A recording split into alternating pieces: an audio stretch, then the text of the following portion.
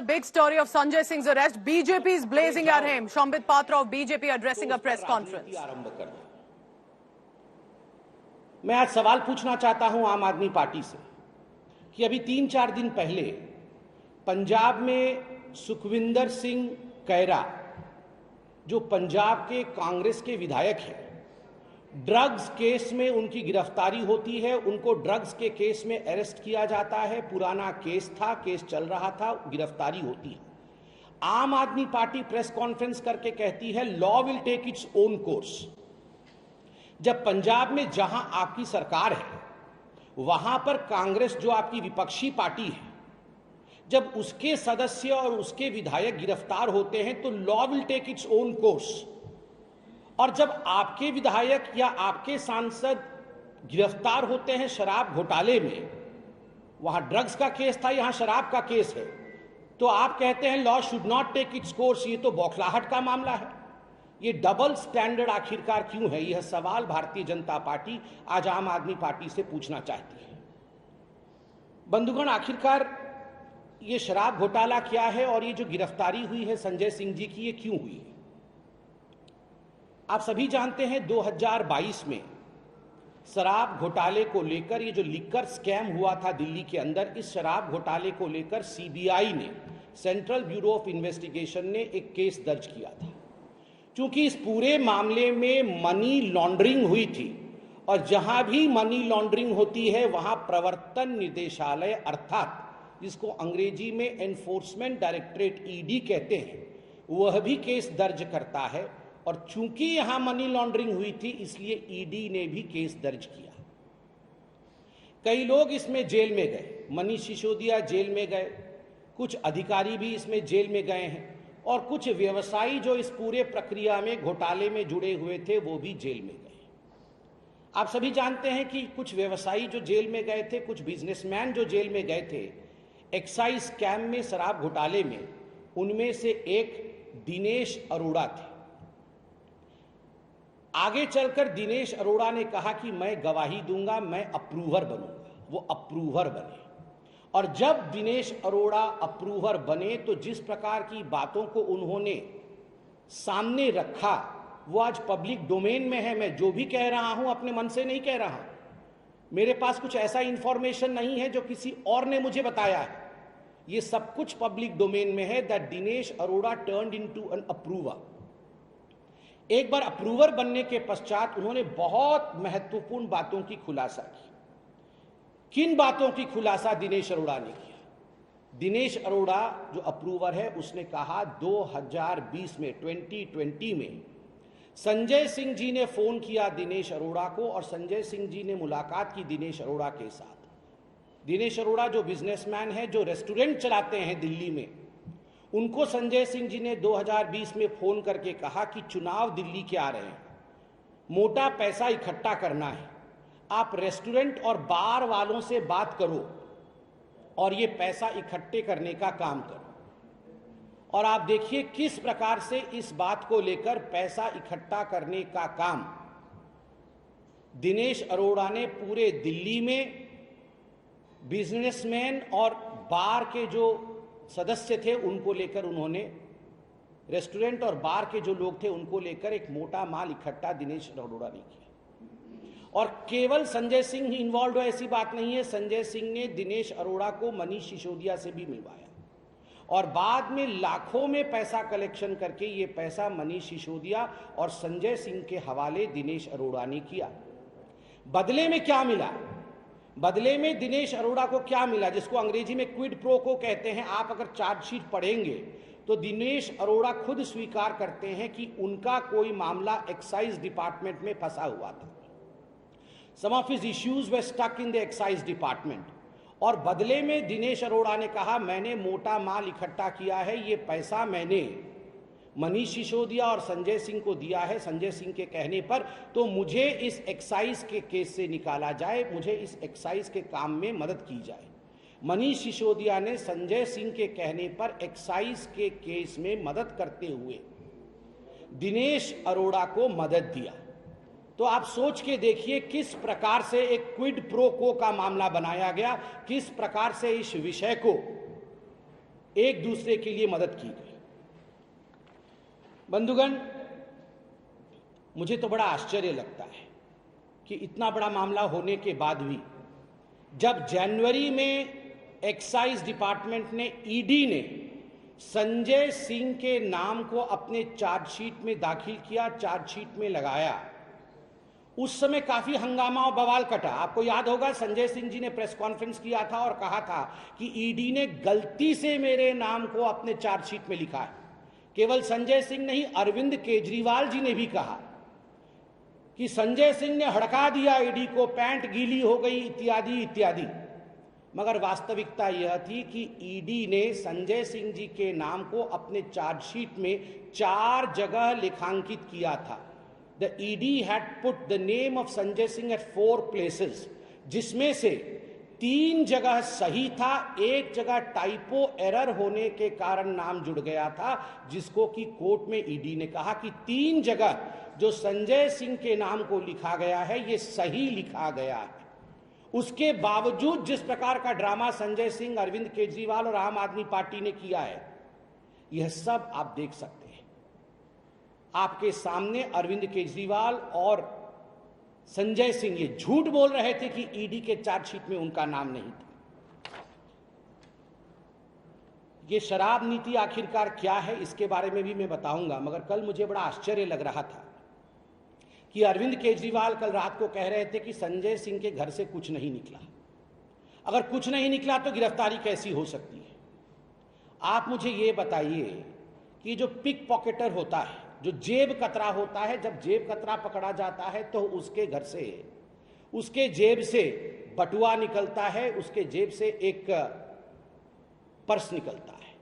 जब chain snatcher पकड़ा जाता है तो उसके घर से, उसके जेब से वो सोने की चेन निकलती है जिसे छीन के वो भाग रहा होता है। जब चिंदी चोर पकड़ा जाता है, छोटा सा चोर पकड़ा जाता है, तो उसके घर से टूटी, बकेट जो इत्यादि वो चोरी का सामान इकट्ठा करता है, वो चोरी का सामान निकलता है।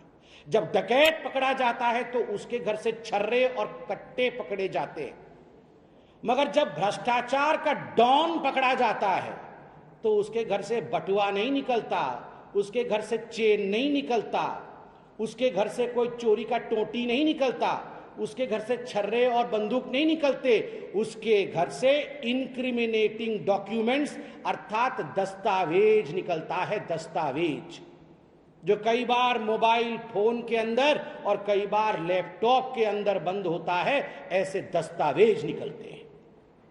और आज मैं सूत्रों के हवाले से कह सकता हूं, मीडिया के सूत्रों के हवाले से यह खबर है कि जिस प्रकार कल रेड हुआ संजय सिंह जी के घर में और जो दस्तावेज संजय सिंह जी के घर से निकले वो आम आदमी पार्टी के बहुत ऊपर तक पहुंच रहे हैं, इंगित बहुत ऊपर तक हो रहा है।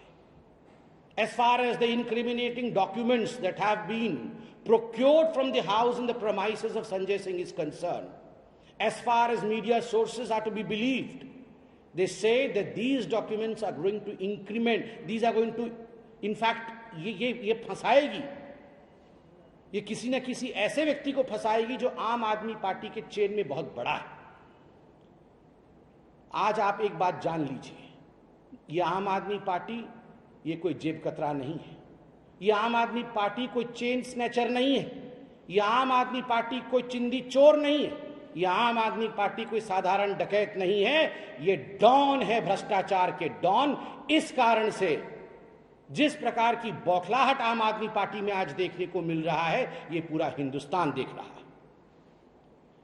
और जहां तक अरविंद केजरीवाल और आम आदमी पार्टी का सवाल है, ये जो प्रश्न बीच बीच में उठाते हैं और कहते रहते हैं कि आज इन्होंने मनीष सिसोदिया को गिरफ्तार कर लिया, आज इन्होंने फलाने को गिरफ्तार कर लिया, कल हो सकता है इसको गिरफ्तार कर ले, क्यों नहीं?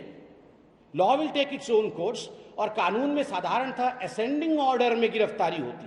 पहला छोटा चोर पकड़ा जाता है, उसके घर से फिर कागज निकलता है, फिर वो बताता है कि अरे मुझे तो फलाने ने बताया था। उसके बाद बड़ा चोर पकड़ा जाता है, उसके बाद थोड़ा बड़ा चोर और पकड़ा जाता है, और अंततोगत्वा सबसे बड़ा जिसके कहने पर ये सब कुछ हुआ था वो पकड़ा जाता है।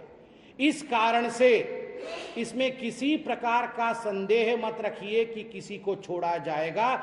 जो लोग इन्वॉल्व हैं इस शराब घोटाले में, क्योंकि इसमें करोड़ों के राजस्व की नुकसान हुई, करोड़ों के राजस्व का नुकसान हुआ है। जो लोग इसमें इन्वॉल्व है उनमें से किसी को भी नहीं छोड़ा जाएगा, किसी को भी नहीं बख्शा जाएगा। मुझे याद है, जहां तक ये शराब घोटाला है, 22 मार्च 2021 को नई शराब नीति, न्यू एक्साइज पॉलिसी दिल्ली सरकार ने बनाया था और 17 नवंबर 2021 को इसे लागू किया गया था। 17 नवंबर 2021। उस समय खुद अरविंद केजरीवाल जी ने प्रेस कॉन्फ्रेंस करके कहा था कि पूरे विश्व में इस प्रकार की शराब नीति कहीं नहीं होगी, राजस्व आगे बढ़ेगा, हम माला माल हो जाएंगे। पहली बार पूरे विश्व में ऐसा हुआ कि बोतलें तो ज्यादा बिकी, पैसा कम आया। ऐसा आप बताइए, दुनिया में कहीं आपने सुना है? शराब की बोतल ज्यादा बिके और पैसा और राजस्व कम आए, ऐसा पूरे विश्व में कहीं नहीं होता है। यह पहली बार पूरे विश्व में ऐसा हुआ। बंधुगण, भारतीय जनता पार्टी ने कुछ सवाल बार बार पूछे थे। आज दोबारा ये सवाल शराब नीति को लेकर, संजय सिंह को लेकर, मनीष सिसोदिया को लेकर मैं दोबारा पूछता हूं, क्योंकि संजय सिंह भी गिरफ्तार हुए। आपने पहली बार ऐसा हुआ दिल्ली में, और क्यों किया ऐसे कि कानूनी सलाह के बावजूद आपको एक्साइज डिपार्टमेंट ने कानूनी सलाह दिया था कि आप अपने पुराने शराब नीति को मत बदलिए। उसके बावजूद आपने पुराने शराब नीति को बदला। क्या कारण था आपने बदला? क्या कारण था कि मैन्युफैक्चरर के हाथ में रिटेल देना यह गैर कानूनी है, मगर आपने मैन्युफैक्चरर के हाथ में रिटेल दिया? क्या कानून था कि पहली बार हिंदुस्तान के किसी राज्य में ऐसा हुआ कि पहले शराब पे कमीशन 6% का होता, 2% का होता था, माफ कीजिएगा, पहले 2% का कमीशन होता था, उसे बढ़ा करके 12% का कमीशन किया गया और उसमें से राउंड ट्रिपिंग करके 6% आम आदमी पार्टी के ट्रेजरी में जाती थी, आम आदमी पार्टी कमाती थी। आप बताइए, 2% से 12% बढ़ाने का काम, शराब नीति में कमीशन बढ़ाने का काम कारोबारियों का, प्राइवेट इंडिविजुअल्स का, ताकि ये पैसा आम आदमी तक पहुंचे, इसके पीछे मनीष सिसोदिया और संजय सिंह थे।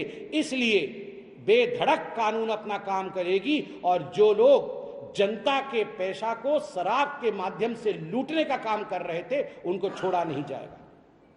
क्या कारण था कि 145 करोड़ 145 करोड़ रुपया ये शराब कारोबारियों का माफ किया गया, वह भी बिना किसी कैबिनेट के नोट के, बिना कैबिनेट के मंजूरी के 145 करोड़ रुपए शराब कारोबारियों का माफ किया गया। किसने इजाजत दी? अगर संजय सिंह जी और मनीष सिसोदिया इसमें रिस्पॉन्सिबल है तो क्या कानून उनको छोड़ देगी, या कानून का हाथ इनके गिरेबान तक पहुंचना चाहिए? एयरपोर्ट जोन में एयरपोर्ट अथॉरिटी ने शराब के ठेके खोलने को मना कर दिया। उसके बाद 30 करोड़ रुपए एयरपोर्ट जोन के जो लाइसेंस होल्डर थे शराब की दुकानों की, उनको आपने वापस कर दिया, जबकि ये पैसा जब्त होना चाहिए था। ये 30 करोड़ रुपए जनता का आपने वापस क्यों किया अपने मित्रों को? इसका जवाब संजय सिंह दे। संजय सिंह जी से हम यह भी पूछना चाहते हैं कि आप बताइए, आखिर क्या कारण था कि बिना किसी ठीक ठाक तरीके से रिसर्च किए हुए जिस शराब नीति को आप लेकर आए थे, अंततोगत्वा आपको यह शराब नीति वापस लेनी पड़ी? क्यों वापस लेनी पड़ी ये शराब नीति? अगर ये एक्साइज पॉलिसी ठीक थी तो इसे वापस लेनी क्यों पड़ी? आप यहां वहां की बातें करते हैं अरविंद केजरीवाल जी, मगर आप काम की बात कोई नहीं करते। आज आप बताइए, अगर आपने काम की बात की होती, कोर्ट में जाकर आपने सही आंकड़े रखे होते, तो आपके deputy chief minister Manish Sisodia क्या आज तक जेल के अंदर होते? आप बताइए। आप तो कहते हैं कि मैं मनीष सिसोदिया जी को विश्व का सबसे अच्छा शिक्षा मंत्री मानता था, मेरे करीबी मित्र हैं। जब मनीष सिसोदिया जी गिरफ्तार हुए थे तो आप उनके घर चले गए थे, जैसे आज संजय सिंह के घर गए हैं। आप इनके घर चले गए, सब कुछ आपने किया, मगर कोर्ट में आपके पास अगर तथ्य होता तो पेश करते, तो आज सत्येंद्र जैन और मनीष सिसोदिया बाहर होते, बेल पे, कोर्ट के अंदर नहीं होते, कोर्ट के अंदर वीआईपी ट्रीटमेंट नहीं ले रहे होते।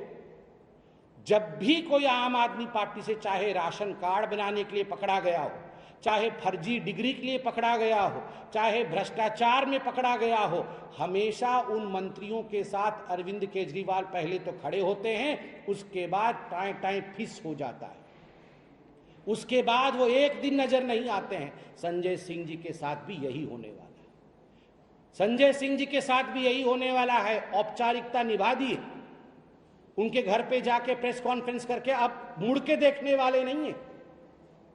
और याद करिए, कल अरविंद केजरीवाल जी प्रेस कॉन्फ्रेंस में कह रहे थे पीएम बौखला गए, प्राइम मिनिस्टर डर गए।